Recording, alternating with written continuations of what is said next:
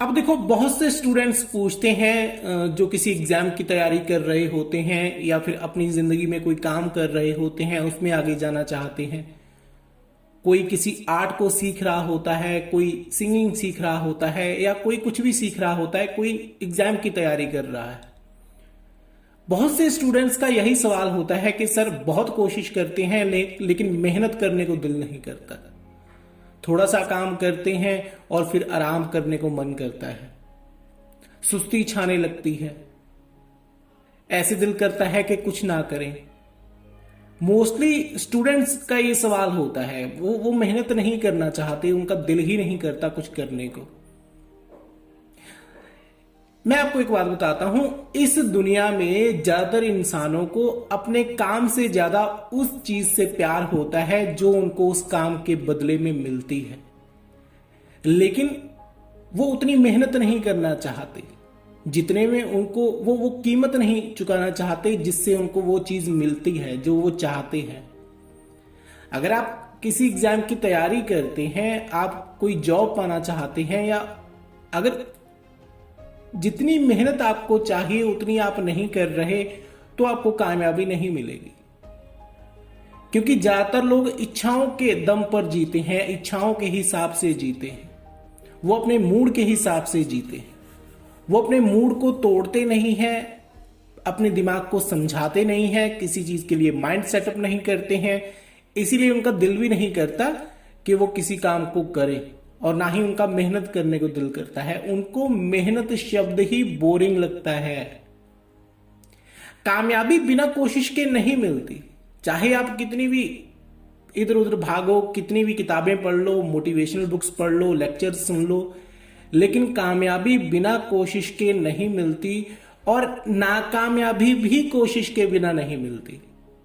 इस बात को हमेशा याद रखो।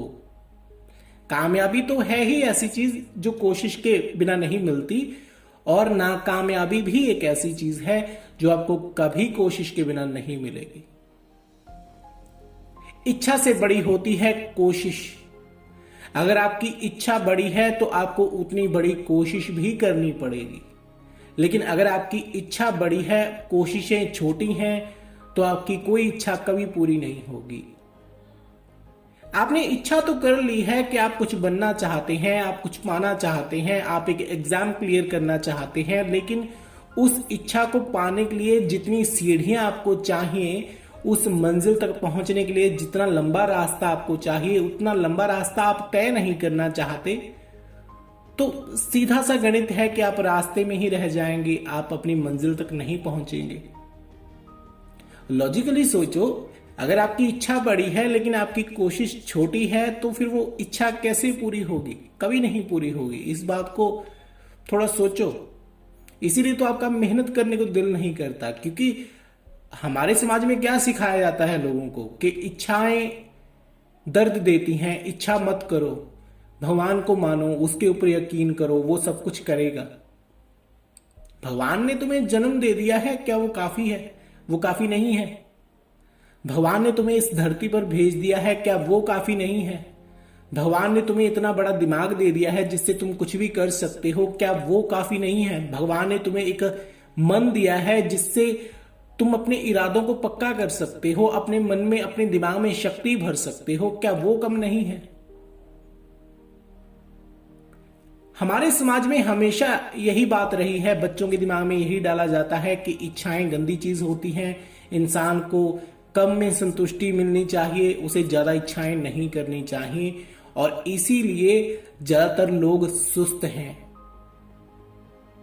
दिमाग की आदत होती है, या तो ये पास्ट में चलता है या फिर फ्यूचर में चलता है। बहुत कम लोग होते हैं जिनका दिमाग प्रेजेंट को साथ लेकर चलता है, जो प्रेजेंट में सोचते हैं, जो आज में जीते हैं, जो अभी के बारे में सोचते हैं।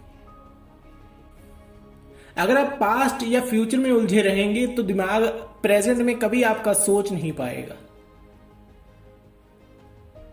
ज्यादातर लोग क्या करते हैं, या तो वो फ्यूचर के सपने देखते रहते हैं। मतलब मान लीजिए आप एक अपने एग्जाम की तैयारी कर रहे हो, तैयारी करते करते आप ये सोचने लगते हो कि अगर आपकी ठीक से पढ़ाई ना हुई, आपका एग्जाम अच्छे से ना गया, आपके सही नंबर ना आए, तो क्या होगा? आप फ्यूचर में सोच रहे हैं, नेगेटिव सोच रहे हैं, या फिर आप सपने देखते हैं कि जब मैं कामयाब हो जाऊंगा, जब मुझे अच्छी जॉब मिल जाएगी तो मैं क्या क्या करूंगा, क्या क्या खरीदूंगा, कौन कौन से सपने पूरे करूंगा, कहाँ कहाँ घूमूंगा, कैसी जिंदगी जीऊंगा। तो वो भी, चाहे ये पॉजिटिव थिंकिंग है, लेकिन तुम सोच रहे हो फ्यूचर में। अपने पास्ट और फ्यूचर में सोचने की आदत की वजह से तुम अपना प्रेजेंट बर्बाद कर देते हो, और संभालने की जरूरत हमेशा प्रेजेंट को ही होती है, और ज्यादातर लोग प्रेजेंट को नहीं संभाल पाते। वो प्रेजेंट में नहीं सोच रहे होते, या तो वो फ्यूचर में सोच रहे होते हैं या फिर पास्ट में चल रहे होते हैं, इसीलिए मेहनत की तरफ वो सोच भी नहीं पाते। हमारे देश में हमेशा आत्मज्ञान के ऊपर बड़ा जोर दिया गया है कि इंसान को आत्मज्ञान पाना चाहिए, ज्ञान पाना चाहिए, उसे आत्मज्ञान का बोध होना चाहिए। आत्मज्ञान का मतलब क्या होता है? आत्मज्ञान का मतलब भगवान को जान लेना या फिर भगवान को पा लेना नहीं होता। आत्मज्ञान का मतलब होता है तुम अपने लिए कौन हो, तुम खुद के लिए क्या कर रहे हो, तुम्हें खुद के बारे में क्या पता है। लेकिन तुम किसी भी इंसान से पूछ कर देख लो, वो आपको खुद के बारे में कुछ भी नहीं बता सकता। हाँ, तुम दूसरों के बारे में उससे पूछो, वो तुम्हें सब कुछ बता देगा, कौन अच्छा है, कौन बुरा है, किसकी किससे नहीं बनती, किसकी कितनी गर्लफ्रेंड्स हैं, किस लड़की के कितने बॉयफ्रेंड हैं, वो तुम्हें सब कुछ बता देगा।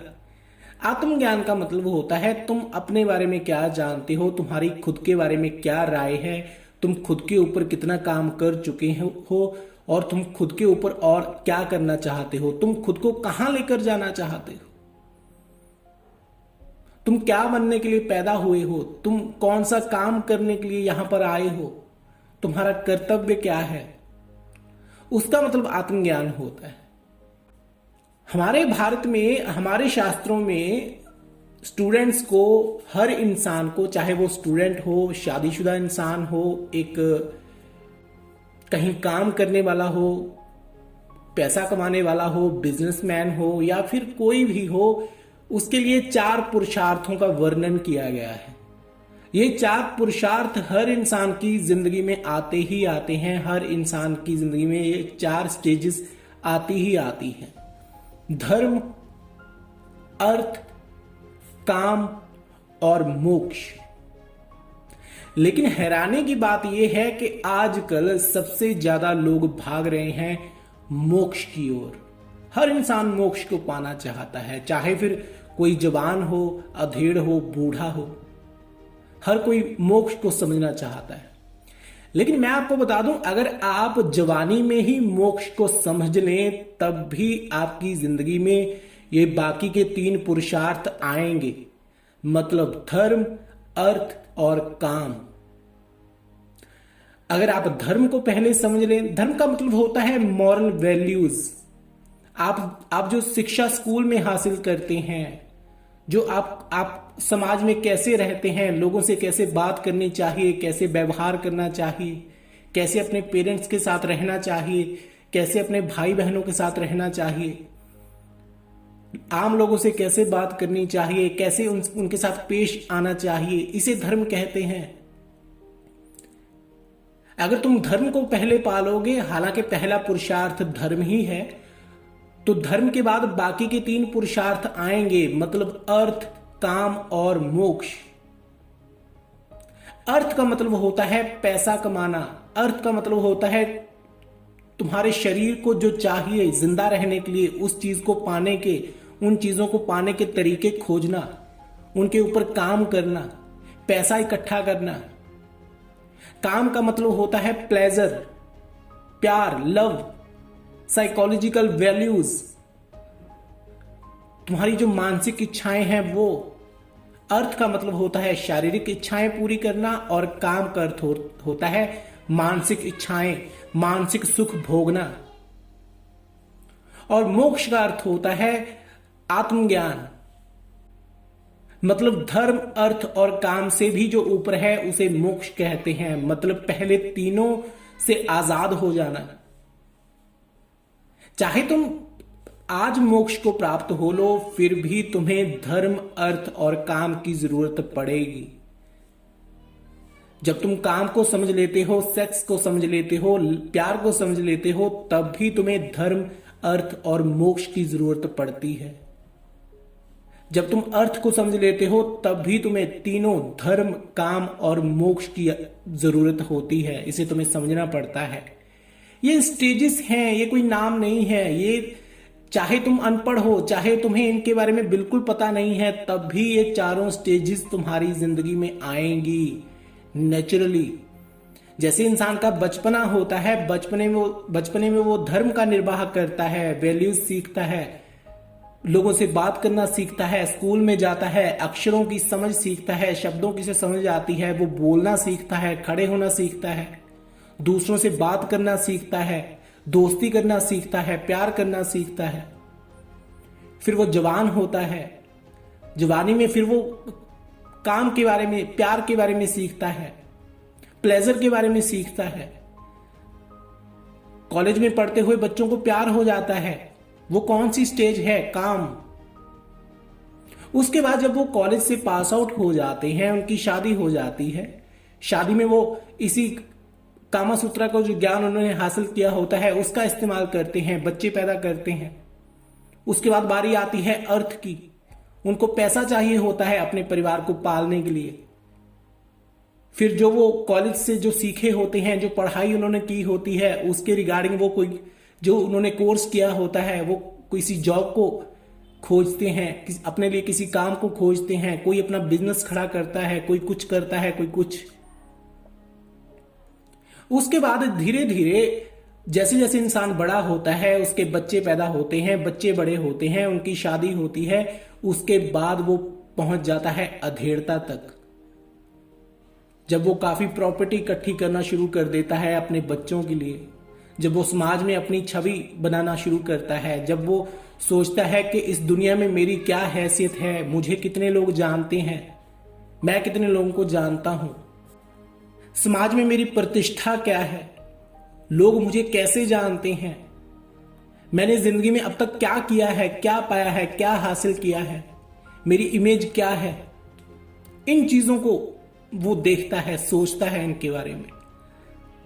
और आखिर में अधेड़ता के बाद जब वो थक जाता है, बूढ़ा होने लगता है, हार जाता है, चारों तरफ से उसे धोखा मिलता है, या फिर कुछ लोग जो अपनी जिंदगी को बहुत ज्यादा एंजॉय करते हैं, बहुत खुश मिजाजी से वो जिए होते हैं, फिर वो मोक्ष की तरफ रुख करते हैं, मोक्ष की तरफ बढ़ते हैं, मोक्ष को समझते हैं, मतलब धर्म, अर्थ और काम से ऊपर उठ जाते हैं। इन तीनों चीजों को वो छोड़ देते हैं। धर्म को समझ लेते हैं, उसे छोड़ देते हैं, अर्थ को समझ लेते हैं, उसे छोड़ देते हैं, काम को समझ लेते हैं, उसे छोड़ देते हैं, और मोक्ष के ऊपर ध्यान देते हैं। जिंदगी को इतने अच्छे तरीके से और कहीं एक्सप्लेन नहीं किया गया है जितना सनातन में एक्सप्लेन किया गया है। चाहे कोई अनपढ़ हो, चाहे पढ़ा लिखा हो, चाहे आप एक स्टूडेंट हैं, चाहे आप एक बिजनेसमैन हैं, चाहे आप पेरेंट्स हैं, चाहे आप बूढ़े हो चुके हैं, लेकिन ये चार स्टेजेस आपकी जिंदगी में आएंगी, चाहे आप मेहनत करना चाहते हो या फिर नहीं। धर्म, अर्थ, काम और मोक्ष, ये आपको भोगने पड़ेंगे। चाहे आप पहले को समझ लो फिर भी तीनों आएंगे, दूसरे को समझ लो फिर भी तीनों आएंगे, काम को समझ लो फिर भी तीनों आएंगे, मोक्ष को समझ लो फिर भी तीनों आएंगे। ऐसा कभी नहीं होता कि एक इंसान की उम्र है धर्म को समझने की, रीति रिवाजों को, रूल्स को समझने की, लोगों से कैसे बात करनी है, कैसे पढ़ाई क्या होती है, स्कूल जाना है, कॉलेज जाना है, इन चीजों को सीखने से आगे अगर वो इस उम्र में, स्कूल की उम्र में, कॉलेज की उम्र में अगर आप मोक्ष को समझते हो तो ये मत समझो कि उसके आगे कुछ नहीं आएगा या फिर सब कुछ खत्म हो जाएगा, तुम मुक्त हो जाओगे। नहीं, तुम्हें इसी धरती के ऊपर रहना पड़ेगा और यहीं सब कुछ करना पड़ेगा। तो यहां पर चारों पुरुषार्थ आएंगे, धर्म भी आएगा, अर्थ भी आएगा, काम भी आएगा और मोक्ष भी आएगा। तो इस तरीके से समझो। प्रॉब्लम यही होती है कि ज्यादातर लोग क्या करते हैं, वो जब उनका मेहनत करने को दिल नहीं कर रहा होता, जब उनको लगता है कि वो अपनी जिंदगी में कुछ नहीं बन पाएंगे, तो वो क्या करते हैं, वो किसी मोटिवेशनल स्पीकर को सुनना शुरू कर देते हैं, बाहरी समाज से मोटिवेशन लेना चाहते हैं, बाहरी समाज से सलाह लेना चाहते हैं। जब तक तुम अंदर से तैयार नहीं हो तो बाहर से कितनी मर्जी सलाहें लो, कोई सलाह तुम्हारे काम नहीं आएगी। और ज्यादा अच्छा है किसी से सलाह लेने की जरूरत नहीं है। जब तुम इन चारों चीजों को समझ लेते हो, धर्म, अर्थ, काम और मोक्ष को, फिर किसी सलाह की जरूरत नहीं पड़ती। जैसे इंसान कर्म से उकता जाता है, वैसे ही वो सुस्ती से भी उकता जाता है।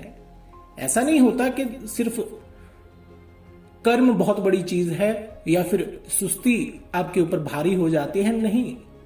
जब तुम कर्म से उकता जाओगे, वैसे ही एक दिन तुम सुस्ती से उकता जाओगे। अगर तुम्हारा दिल करता है कि तुम मेहनत ना करो, सिर्फ आराम करते रहो या फिर ऐसे ही तुम्हें सब कुछ मिल जाए, तो कुछ महीने, कुछ साल फ्री रहकर देख लो, तुम्हें समझ में आ जाएगा। सुस्ती तुम्हारे समझ में आ जाएगी, लेजीनेस तुम्हारे समझ में आ जाएगी, तुम्हारा दिमाग फिर सुस्ती से भागने लगेगा, फिर तुम कोई काम करना चाहोगे। ये सर्कल ऐसे ही चलता है। और ये सवाल ही गलत है कि मेहनत करने को दिल नहीं करता। नहीं, तुम मेहनत को समझे ही नहीं हो तो दिल कैसे करेगा? तुम्हें कोई जरूरत ही नहीं है। जब तक इंसान के पास जरूरत नहीं होती, उसका मेहनत करने को दिल नहीं करता। हर इंसान जो भी काम कर रहा होता है, सच ये है कि उसका वो काम करने को दिल कर ही नहीं रहा होता, बस वो उस काम को मजबूरी में कर रहा होता है। किसी तरह वो उस काम को खींच कर खत्म करना चाहता है। अगर मान लो तुम्हें किसी चीज का शौक है, तुम्हें पेंटिंग बनाने का शौक है, तुम्हें सिंगिंग का शौक है, तुम्हें पढ़ने का शौक है, तो एक दिन तुम्हारा शौक तुम्हारी मजबूरी बन जाएगा। तुम अपने शौक को दोहराते रहो, दोहराते रहो। जो लोग सिंगर बनते हैं, जो लोग आर्टिस्ट बनते हैं, कलाकार बनते हैं, आपको लगता है कि उनको वो कला दिखाने में बड़ा मजा आता है, दर्शक उनको देखकर तालियां बजाते हैं। एक एक्टर जब पर्दे के ऊपर एक्टिंग कर रहा होता है, लोग उसे देखकर सीटियां मार रहे होते हैं, तो देखने वाले को लगता है कि एक्टर कितनी अच्छी जिंदगी जीता है, कितनी बढ़िया जिंदगी जीता है। लेकिन उसके हिसाब से वो उतनी अच्छी जिंदगी नहीं जी रहा होता, क्योंकि उसे भी मेहनत करनी पड़ती है। उसको अपना शौक ही वो दोहरा रहा होता है और उसका शौक उसकी मजबूरी बन चुका होता है। आप जिस काम को पूरी तरह समझ लेते हो, वो आपका शौक नहीं रहता, वो आपकी मजबूरी बन जाता है, बन जाएगा। फिर आपको उस मजबूरी को एंजॉय करना सीखना पड़ता है कि उस मजबूरी में कैसे आनंद लिया जाए। मेहनत तो ऐसी चीज है कि मेहनत करने का किसी को दिल नहीं करता, किसी का दिल इस दुनिया में नहीं करता कि वो मेहनत करे और मेहनत से कामयाब हो। हर कोई शॉर्टकट मारना चाहता है। प्रकृति से सीखो, प्रकृति हर वक्त चल रही है, हर वक्त कर्म हो रहा है। अगर तुम फ्री भी बैठे हो तब भी तुम्हारा दिल धड़क रहा है। अगर तुम फ्री बैठे हो तब भी तुम्हारा दिमाग कुछ सोच रहा है। अगर तुम फ्री बैठे हो तब भी तुम्हारे मन में कुछ चल रहा है। यहां कुछ भी रुका हुआ नहीं है। तुम घर में बैठे हो, बाहर दुनिया चल रही है, तुम्हें भी उसके साथ चलना पड़ेगा। और यहां पर यह कोई बात नहीं है कि तुम पीछे रह जाओगे या फिर आगे चले जाओगे, नहीं। प्रकृति हर वक्त चल रही है, तुम्हें उसके साथ चलना पड़ेगा, चाहे तुम आज चलो या फिर 10 साल बाद। इसका एक ही नियम है, लॉ ऑफ नेचर एक ही है। हर वक्त हर चीज लगातार घूम रही है अपने कर्म के अनुसार। रातों रात अमीर होने का या फिर कामयाब होने का सपना छोड़ दो, ये चीजें तुम्हें वहम में डाल देती हैं। सच और झूठ के फर्क को समझो, माया और यथार्थ के फर्क को समझो। सच क्या है? सच यही है कि तुम्हें मेहनत करनी पड़ेगी। और झूठ क्या है? जो तुम अपने आसपास देखते हो, टीवी में, अखबारों में, लोगों की बातों में। अगर तुम्हारे सामने कोई बिजनेसमैन कामयाब हो गया है, तुम्हारे सामने तुम्हारे किसी दोस्त को जॉब मिल गई है, अच्छी नौकरी मिल गई है, तुम्हारे सामने तुम्हारे किसी दोस्त ने अपना अच्छा बिजनेस खोल लिया है और वो उसमें कामयाब होने लगा है, तो ये तुम्हारा एटीट्यूड है, तुम्हारा नजरिया है, तुम उसे कैसे देख रहे हो। तुम्हारे हिसाब से ये चीजें बड़ी आसान हो गई, बड़ी जल्दी हो गई, लेकिन अगर अपने दोस्त से तुम पूछो तो तुम्हें पता चलेगा कि उसने उस चीज के लिए, उस काम के लिए क्या क्या किया है, कितनी मेहनत की है, उसने रातें जाग कर बिताई हैं। उस बिजनेसमैन ने कहां से, जीरो से शुरू किया था, तब वो जाकर कामयाब हुआ था। सच का मतलब होता है तुम हर चीज को साफ साफ देखते हो, और झूठ का मतलब होता है हर चीज तुम्हें शॉर्टकट तरीके से साफ साफ दिखाई जाती है, ऐसे दिखाई जाती है जैसे वो सच हो, लेकिन वो होती नहीं है। झूठ का मतलब क्या होता है? जो तुम ये मोटिवेशनल वीडियोस देखते हो, मेहनत करो, उठो, काम करो, ये करो, वो करो, समझदार बनो, ऐसे बनो, वैसे बनो, वो बातें तुम्हारे दिमाग के ऊपर बोझ डाल देती हैं। तुम्हें लगता है कि तुम ऐसे बन ही नहीं पाओगे, तुम्हारे अंदर वो बात है ही नहीं। अगर तुम ऐसी चीजों को सुनोगे तो ये सिर्फ सुनने में अच्छी होती है, लेकिन इनका असल जिंदगी से कोई लेना देना नहीं होता। असल जिंदगी में ये उतने काम नहीं करती। सिद्धांतवादी मत बनो, वैज्ञानिक बनो। सिद्धांतवादी का मतलब होता है कॉमन सेंस का इस्तेमाल करना, और कॉमन सेंस का इस्तेमाल करने का मतलब क्या होता है? कम पैसे में गुजारा करना। अगर कोई गलती कर दे तो उसे बड़ी जल्दी माफ कर देना, कोई तुम्हारा दिल तोड़ दे तो उसे माफ कर देना, एक बार तुम नाकामयाब हो गए हो तो दोबारा कोशिश ना करना, ये सोच लेना कि उस काम में तुम्हारा कोई फ्यूचर ही नहीं है, ये सोच लेना कि आजकल का टाइम बहुत बुरा है, ये सोच लेना कि पहले का जमाना अच्छा था, आजकल की दुनिया बड़ी बुरी है। सिद्धांत बड़ी गंदी चीज होती है। आपको कभी सिद्धांतों के पीछे नहीं चलना चाहिए। जो लोग अपने सिद्धांत छोड़ गए हैं, लोगों ने उनके सिद्धांत पकड़े हुए हैं, उनके विचार पकड़े हुए हैं, इसीलिए तो आजकल लोग कामयाब नहीं हो रहे। ज्यादातर लोग, जो इंसान किसी विचारधारा के पीछे पड़ जाता है, कि किसी विचारों को फॉलो करने लगता है, चाहे वो किसी एक इंसान के हों, चाहे अलग अलग हों, फिर वो खुद भी सिद्धांतवादी बन जाता है। फिर वो वैज्ञानिक नहीं रहता, वो अपने काम में कभी आगे नहीं जा सकता। तो सिद्धांतवादी तब बनो जब तुम अपनी जिंदगी में कामयाब हो गए हो। जो लोग कामयाब होते हैं वो लोगों को सिद्धांत देते हैं, अपने विचार देते हैं, अच्छी अच्छी बातें कहते हैं, और अपने से नीचे वाले लोगों को कंट्रोल करके रखते हैं। तो सिद्धांतवादी मत बनो, कॉमन सेंस का ज्यादा इस्तेमाल मत करो, सीधा सोचो, साफ सोचो।